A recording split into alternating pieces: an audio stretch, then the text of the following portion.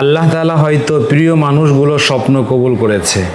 আমাদের স্বপ্ন ছিল প্রিয় প্রতিষ্ঠানে মসজিদ সহ 4 তলা একটি ভবনের, যার নিচতলা থাকবে মসজিদ, উপরতলা থেকে থাকবে ছাত্রাবাস। আমাদের ছাত্র বেশি হওয়ার কারণে এমন একটা ভবন খুব প্রয়োজন ছিল।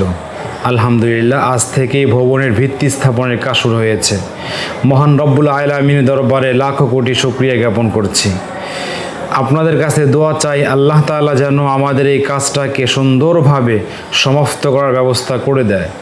যেহেতু অল্প কিছু অর্থ নিয়ে এই কাজটা শুরু করা হয়েছে, আল্লাহ তাআলা যেন তার গায়বী খাজানা থেকে অর্থসহ সমস্ত প্রয়োজন ব্যবস্থা করে দেয়। আর আপনারাও দোয়া, পরামর্শ, অর্থ দিয়ে সার্বিক বিষয়ে পাশে থাকবেন ইনশাআল্লাহ তাআলা।